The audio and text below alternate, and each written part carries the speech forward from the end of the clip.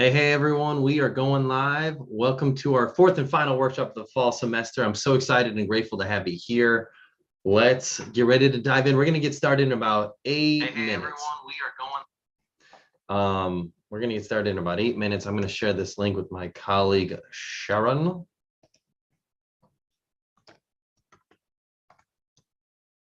And there it is, link.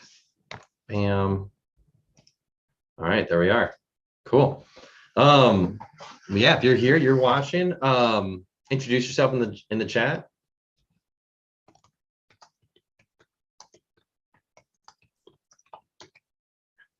Text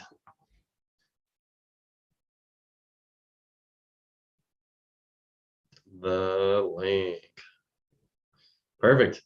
Yeah, thanks for being here this amazing kind of chilly fall semester. It's crazy. We started this semester and it's like bright light out by the end of our workshops at the same time of day. And now it's completely dark. Not even sun setting, it's just straight dark. So it's, I guess, the way the world works. You know, wintertime gets cooler, summertime sun stays out longer.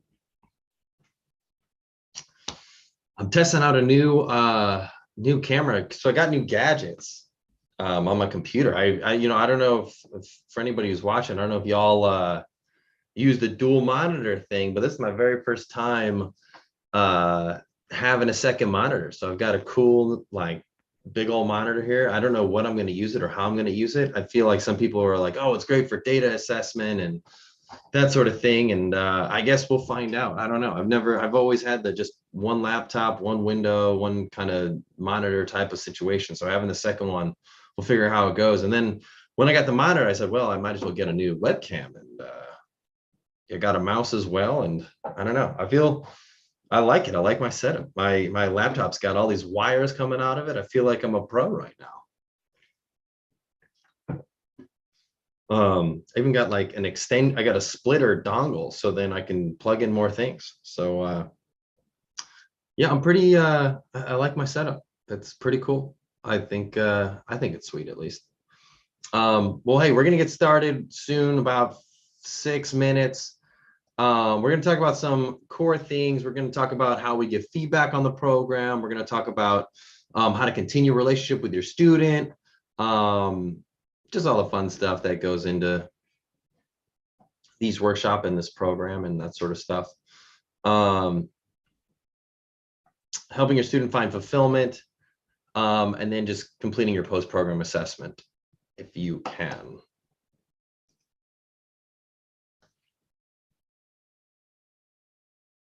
But anyways, yeah, I got this new high def camera. I don't know if you can tell any differences. I decided not to blur the background screen. I just decided I wasn't going to do that anymore. I don't know. Changed my mind on it. But like, does my video look clearer for anybody who's watching? You know, love to get the feedback in the chat. Giving something a try. Feel like you can see me a lot clearer now. I don't know if that's a good thing or a bad thing. You'd be like, oh, Garrett, you got that new zit on your cheek. You're like, ah, thanks. Cool, we're gonna start it in 5 minutes. 5 minutes, cinco. Chugging my big old jug of water. Staying hydrated.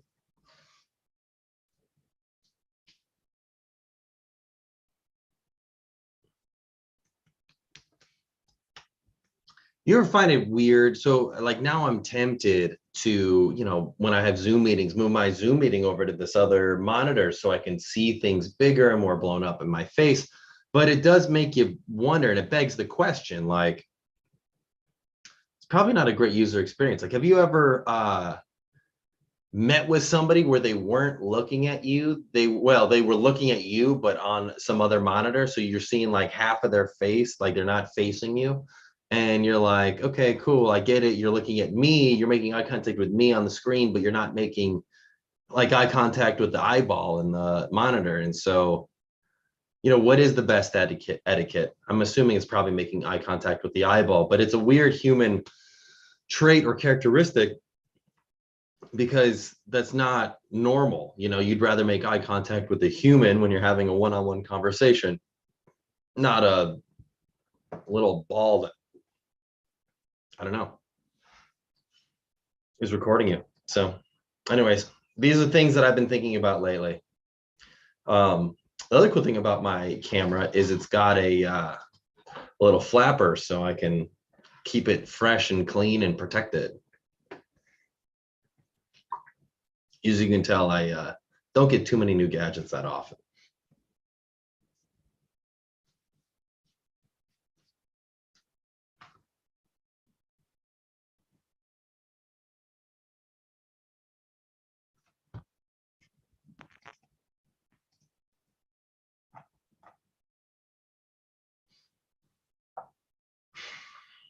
You know, a topic that I've been thinking a lot about lately, I recently recorded some videos on this, but it's, you know, I'm seeing a lot of companies that are laying people off lately, like Twitter and Salesforce and Meta, and you know, a lot of companies are laying people off right now, and it makes you wonder. Well, it kind of makes you have to think a little bit more deeply about who you're working for and what they bring to the table. I think so often we blindly I mean, and by the way, for good reason, for the last 100 years since the Industrial Revolution, like if you got a job, you could reasonably rely that you're going to work like 40 hours a week. You know, and not and much more than that. Maybe you go up to 50, but you know, certainly not like 100. Or if you were working 100 hours, you were getting compensated like that. And that your company had a business model commensurate with supporting your salary. And what we're seeing with a lot of these companies is that, you know, especially over the past year to 2 years, we would give out, or not we, but companies would give out these huge exorbitant salaries to people because they wanted to be competitive with getting the best talent, which I think makes a ton of sense. But they did it with the anticipation that it would either raise more money or get more revenues. And that's not necessarily come to fruition. I just think it's fascinating how all that works. And yeah, it does make you though wonder, like, what could, as an employee, what could you do differently? And I think it forces you to be more entrepreneurial about what like form of employment to pursue. Not to say that you need to be an entrepreneur, but be more entrepreneurial. So when you're meeting with a company and they say, hey, we're going to pay you XYZ salary, you got to look at that business model and say, okay, how can this business model support my salary? And if it can't, then maybe you have to look long and hard as like, okay, how is this realistically going to work long term? Because if it's not going to work long term, maybe it's not the right fit. Or likewise, on the flip side, a lot of companies will say, oh, we'll just keep asking to do more work until you tell us that you've had enough and that you can't work any more hours.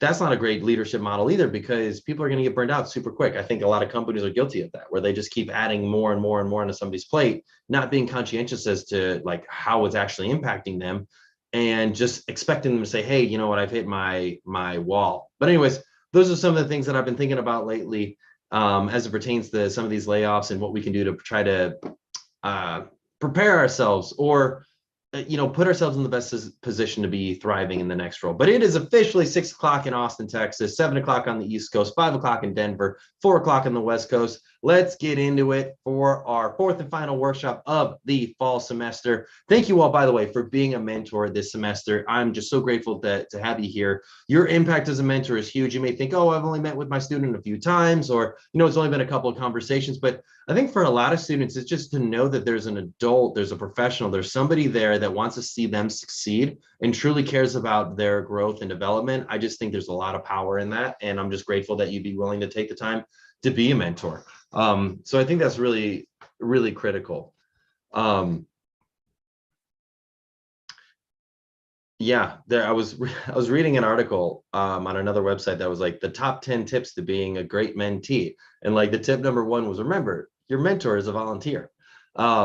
But I do think it's a good concept where, you know, we've done a really good job of setting the expectation. And I think the students have done a good job of reciprocating and following through on just, you know, ideally meeting with you and yeah, making the most out of the time that they've got with you. But anyways, let's dive into our workshop for this evening. So what we're going to cover today is we're going to cover a few things. One, we're going to cover how to continue a relationship with your student even after the formal program's over, how to help your student find fulfillment through what they are going through right now in their lives, and the questions that can help them stimulate this conversation. And then the final step, step of this program for the semester. So the final step really is to input your feedback on your mentor meetings in the AIM dashboard. If you go to ambitionemotion.com and click login, your post-program assessment is available for you. If you don't mind taking it, it'll take you a couple minutes, but that feedback is super helpful for us improving the program, utilizing your feedback, knowing what's working, what's not working, what could be better. It's super helpful and we super appreciate it. I'm gonna check out my phone real quick just to see if I got a text from Sharon about getting the message out. Yep, got it and sent out. Awesome. So we're sent out to everybody. But yes, if you could input your feedback into the post-program assessment, that would be fantastic. Super appreciated. We definitely look at that feedback and it definitely helps us make the program even better. So I love bringing up this because it's just my favorite part of doing any of these workshops, where there are 3 keys to success in being successful at anything: successful in a mentor, successful in your job, successful at work, successful with other people, your friends, your family. And that is your strategy, story, and state. I said that in reverse order of importance. State is the most important thing. What is the physical state you are bringing to a scenario? What are you coming in? What attitude are you coming in with? What physical state are you coming in with? Are you coming in sad, mad, dejected, angry? Are you coming in super excited, super stoked? Where is your body physically at? So one thing I like to do to get myself into a physical state conducive for being successful is just shaking it out, letting it loose. So I love to practice that with you all today. So I don't care if you're watching, I don't care if you're in a public place, I don't care if you're at home, I don't care if other people are around you. What I want you to do is I want you to stand up and I want you to shake it out, shimmy it loose, get it going, get the head going, get the arms going, get the legs going, get the body going, get it all loose. Shake it out, shake the legs out, get it going, get it popping. And then on the count of 3, I want you to scream at the top of your lungs. 1, 2, 3, yeah! Let it out, let it loose, let it go. Ooh, just get yourself physically ready to go. I know this is an interesting exercise because we're starting to get into the doldrums of winter where the sun's going down earlier. This is a great exercise to just get you pumped up and amped up, because it can be easy to get depressed when we're just not around the sun as much. Just that light, that physical sunlight, that vitamin D can get us going and keep us energized. And sometimes it can be easy to lose that. So as a short-term booster, shake it out, let it loose, fake laugh, fake smile, do a power pose, do all the things that are critical to just getting you to feeling better. And you are going to be that person that lifts the people around you. I think there's this subtle power of coming in with a positive attitude to like anything that you do. I think whether you're an employee, whether you're a manager, whether you're a CEO, a business owner, or just a friend, I think if you can be that person that comes in with that energy, the positive energy, like every time that you greet somebody, you're going to stimulate other people wanting to be that way around you, because it's the power of attraction. It's the law of attraction. You are going to attract other people based on whatever you put out there. If you come in sad, dejected, angry, mad, depressed, you're going to attract other depressed people because that's what you're putting out there. And I'm a big believer that if you can come in with some energy, even when it's tough to get that energy, using these short-term hacks for your mind, I think can be really powerful, especially when it obviously comes to your mentor relationship and when you're meeting with your students and that sort of thing. Because if you're coming in excited to see them from your physical body language and the way that you speak and the way that you talk and the energy you're giving off, even on a webcam, it can have a huge impact on the success and longevity of not only that relationship, but the way that they think about you when they come back to your follow-on calls. So the second key there is the story you tell yourself. So what is the story you tell yourself for why you will or will not be successful? I'm a big fan of visualizations. And by that, I mean just envisioning how successful you would like to be or what you would like to achieve. I'm a big believer in it. I think it's critical to being successful. I think when you are visualizing success, you're much more likely to achieve that success, whether that be an athletic activity or a business meeting or an interview or a sales call or anything that you're doing where you are wanting to be at your peak performance. If you can visualize what a successful outcome means, you'll be that much more prepared for what's going to happen. I think visualizations and practice is one of the best things that anyone can do to be successful, especially as it pertains to being a mentor, but just in anything that you're doing. Because if you are coming into this conversation with a vision for how you like the conversation to go, you are substantially more likely to get the outcome you'd like to achieve, because that other person probably is not visualized rejecting you. They probably come in just open-ended, not visualizing anything. and just kind of going to let the conversation flow however they want it to flow. But the fact that you came in with a visualization of what you wanted to be see as success, they're much more likely to oblige and follow along with what you've got to say, because you visualized it. You created a flow. You created a purpose, a path for how you can be successful. And people are much more likely to go along with that because you had a plan for where you wanted to go. It doesn't work every time, but having a story for yourself for why you will be successful is always great for achieving the desired outcome you'd like to achieve. Third key is the strategy. So what are the strategies you use to be successful? This can be a variety of things. I mean, if it's from a health perspective, it could be the diet you eat and the exercise you do. If it's for being a mentor, it could be the ways that you go about helping your student, whether that be introductions or asking them questions or helping them think about things in a different way. There's so many things that you can do, so many strategies you can pursue to be a great mentor for your student. If it comes to your job or being the best employee you can possibly be, it could be, trying different things, maybe showing up early, maybe staying out late, maybe staying at work late, maybe it is coming in prepared, maybe it is like doing a meditation before work, maybe it's doing meditation during work, maybe it's doing prep work at the end of the day to get you prepared for the next day. There's a variety of things that you can do to set yourself on a path for being really, really successful. But at the end of the day, what we're trying to do, especially when it comes to positive things, is develop habits, good habits, because those strategies, if we know that they're going to be good for us, if we can make them a habit, we're much more likely to see tangible progress over time. But if it's something that we can't commit to over time, unlikely, very unlikely for us to be successful at it over time. I'm a big believer in this book called Atomic Habits, where it just says, if you can do one thing every single day and consistently do it, you're much more likely to see greater results than, putting in sporadic, really big efforts. So that's what I got to say about that. Any questions on any of this so far? Cool. Let's dive in. So continuing your relationship with your student even after the formal program is over, one thing I love to do is just schedule the next call. You may have already had your 3 calls with your student. Maybe you've had more. I don't know. Schedule a call for over the winter break, over that winter holiday. Schedule a call with them. And I know it might seem busy. Things are going on. I know that you probably got family time, but it's cool to show your student that you really care when, you don't necessarily have to be. Like, you signed up for the semester. This is past the semester. It shows a lot to a student that you're really there for them. And I'm a big fan of just scheduling a meeting even beyond, like, during the holiday season, because it shows that you really care. And it helps them keep on top of their A game, because it can be easy to get complacent while maybe they're not in class. Next thing I love to do, ask your student how you can help them next semester. And ask your student if he or she is interested in connecting with anyone you might be able to facilitate introductions. I'm a big fan of LinkedIn. I'm a big believer that LinkedIn is a huge tool that can be really beneficial for a lot of students developing their network and growing what they want to do. I believe that if we can help students make introductions, if they can look at our LinkedIn profile and connections and say, hey, do you really know this person that well? Would you be open to making an intro? Even if you don't know this person that well, I'm a big fan of making introductions, because you never know what's going to happen. Like, I'm connected with a lot of people on LinkedIn, like almost 20,000. I get asked for introductions all the time, and I make introductions all the time. Why? Even if I don't know you, I'm going to make an intro, because what do I have to lose? Like, what is the worst that could possibly happen? The worst that could happen is they, don't respond. The best that could happen is they do respond, and then all of a sudden I facilitated a great relationship between 2 people, one of which I didn't have that much of a relationship with before, but I was connected with them on LinkedIn. So I'm a huge fan of using LinkedIn for connections. And now, because I made that introduction and these new 2 people are hitting it off, it makes me look really good in the light of this person who didn't really know me that well, but we just happen to be connected on LinkedIn. So I'm a big fan of making introductions wherever we can and however we can.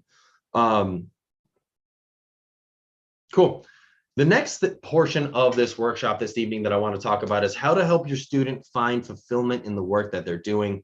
I've got 5 core questions that I highly suggest that you ask to help a student find fulfillment.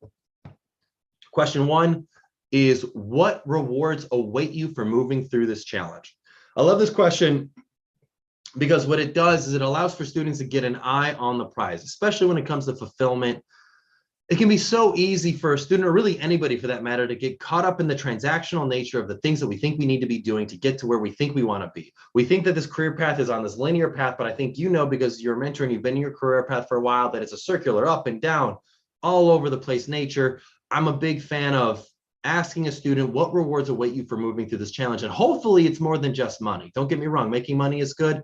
Money is a fuel and a resource for helping us get to where we like to be professionally and personally, but it is not the end all be all for why we do our work. So I'd ideally like to challenge our students to ask, when we say what rewards await you for moving through this challenge, it's ideally doing meaningful work, because we can make money doing anything, but are we doing something that is actually giving us meaning and doing something that we feel like we're thriving in?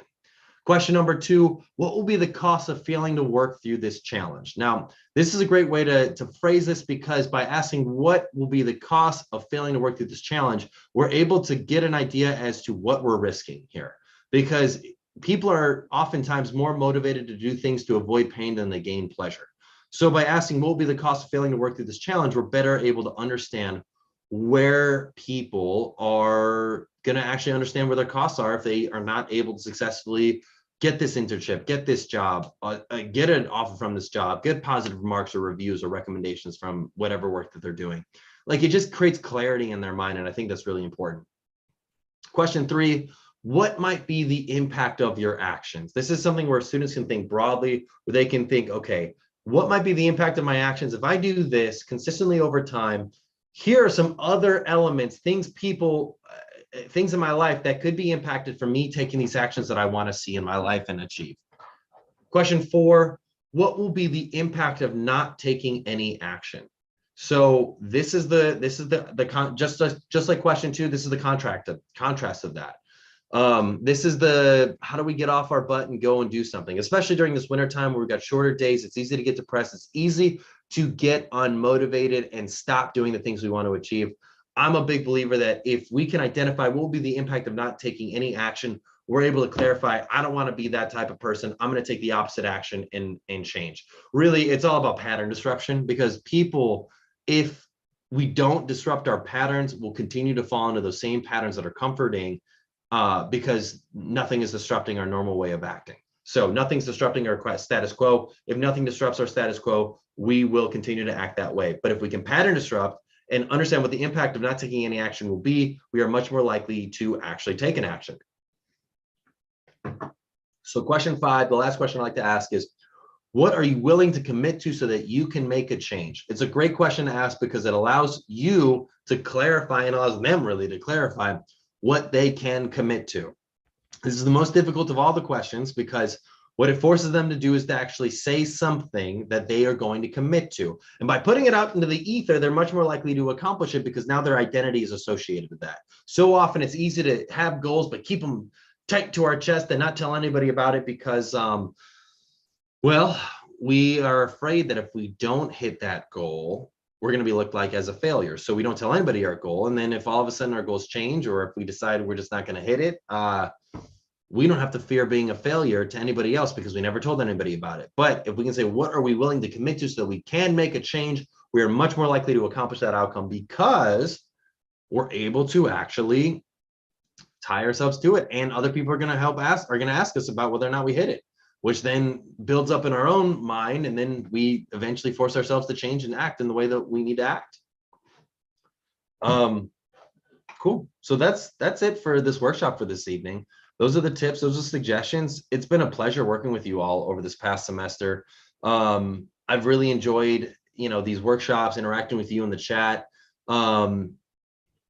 It's really amazing what you're doing, and I love to have you again as a mentor next semester. To reiterate from the very beginning of this workshop, the last step for the program: complete your post-program assessment in your dashboard. Just go to ambition-in-motion.com.